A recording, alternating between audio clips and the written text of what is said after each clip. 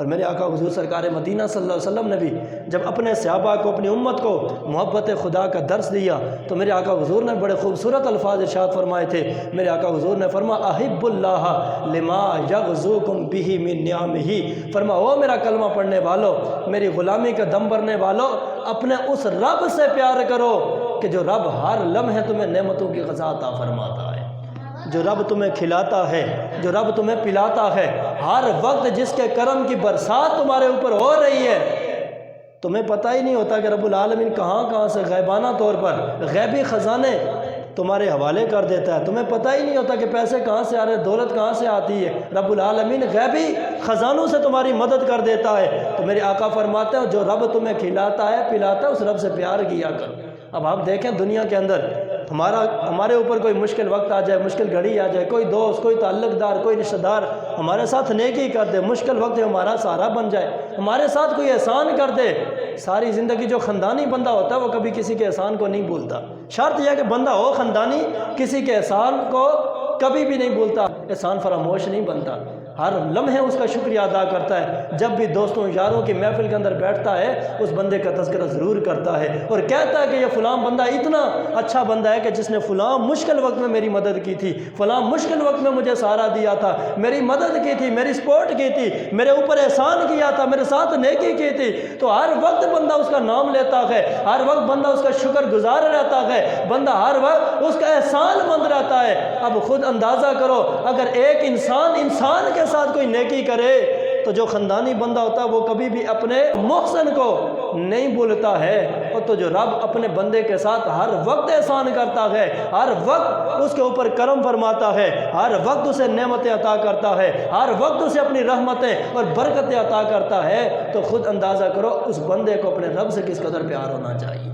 رب کا کتنا شکر گزار ہونا چاہیے، رب کا کتنا احسان مند ہونا چاہیے۔ اور یہاں ایک اور بات میں عرض کر دیتا ہوں، یہ بات یاد رکھنا، اس کا یہ مطلب بھی نہیں ہے کہ رب العالمین بندے کو خوشحالی دے، مال و دولت دے، رحمتوں اور برکتوں کی برسات کرے تب ہی بندہ اللہ کا ذکر کرے، تب ہی اللہ کا شکر ادا کرے۔ اور جب اللہ رب العالمین کوئی مشکل گھڑی انسان کے اوپر بھیج دے، کوئی بیماری بھیج دے، کوئی مصیبت بھیج دے تو بندہ اللہ کے دربار سے دور ہو جائے، نہیں، اس کا یہ مطلب ہرگز نہیں ہے کہ خوشی کے اندر رب کو یاد رکھے اور مشکل وقت میں رب العالمین سے تعلق توڑ دے، نہیں، بلکہ حضرت فضیل بن عیاض سے کسی نے پوچھا تھا کہ آج تو ہر بندہ کہتا ہے ہم رب سے پیار کرتے ہیں، ہمیں پتہ کیسے چلے گا کہ کون سا بندہ ہے جو اپنے رب سے بے پناہ پیار کرتا ہے؟ تو آپ رحمت اللہ تعالیٰ علیہ نے فرمایا تھا اذا کان آتاؤہ ومنہ سواء،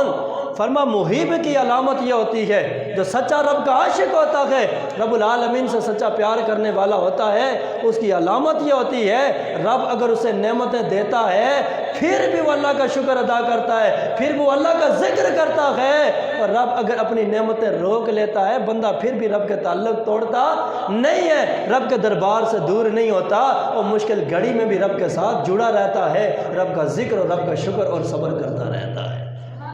یہ محب کی علامت ہے کہ اچھے وقت میں بھی رب کے ساتھ تعلق جوڑ کے رکھے اور مشکل وقت میں بھی تعلق جوڑ کے رکھے۔ اور آج معاملہ کچھ برعکس ہوتا ہے، رب العالمین اگر دیتا ہے پھر تو ہم اللہ کے گن گاتے ہیں، ذکر کرتے ہیں، اور اگر اللہ تعالیٰ کوئی ہم سے کوئی اپنی نعمت چھین لے، کوئی اللہ تعالیٰ اپنی نعمت چھین لے، کوئی اپنا کرم چھین لے، تو ہم اللہ کی ناشکری اور بے صبری اور نہ جانے کیا سے کیا اپنی زبان سے نکالتے ہیں۔ تو یاد رکھنا کہ ایک مومن کا یہ وتیرہ نہیں، مومن کا یہ شیوا نہیں ہونا چاہیے، مومن کو دونوں حالتوں میں اپنے رب کے ساتھ تعلق جوڑ کے رکھنا چاہیے۔ اور ہمارے ہاں ایسا بھی ہوتا ہے کہ جب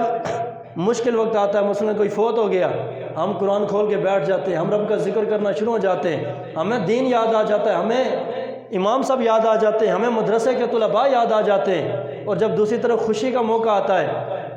اس وقت ہمیں تو نہ دین یاد آتا ہے، نہ امام صاحب یاد آتے ہیں، نہ مدرسے کے طالب علم یاد آتے ہیں، نہ ہمیں قرآن یاد آتا ہے، نہ اس کے رسول کا ذکر یاد آتا ہے۔ ہم یہ بھی نہیں کہتے کہ کوئی فوت ہو جائے، کوئی مشکل گھڑی آ جائے تو آپ قرآن نہ پڑھیں، آپ اللہ کا ذکر نہ کریں، ہم یہ نہیں کہتے، لیکن عرض کرنے کا مطلب یہ کہ مومن کی کیفیت دونوں حالتوں میں ایک جیسی ہونی چاہیے۔ اگر مشکل وقت آیا ہے، اگر کوئی دنیا سے چلا گیا ہے، آپ کا بھائی بہن آپ کے والدین میں سے کوئی اور رشتہ دار چلا گیا ہے، تو اگر اس وقت تمہیں قرآن کی یاد آتی ہے، اس وقت تمہیں ایمان کی یاد آتی ہے، اس وقت تمہیں دین داروں کی یاد آتی ہے، اس وقت تمہیں رب اور اس کے رسول کی یاد آتی ہے، تو دوسری طرف جب خوشی کی کیفیت آئے، تمہارے بیٹے کی شادی ہو، تمہارے بھتیجے کی شادی ہو اور تمہارے پوتے کی شادی ہو، تو اس وقت تمہیں گلوکار اور ڈسکو ڈانسر نہیں یاد آنے چاہیے، اور اس وقت بھی تمہارا تعلق رب کی ذات کے ساتھ جڑا ہونا چاہیے، رب کی شریعت کے ساتھ جڑا ہوا ہونا چاہیے، رب کے دین کے ساتھ جڑا ہوا ہونا چاہیے، اور دین داروں کے ساتھ جڑا ہوا ہونا چاہیے۔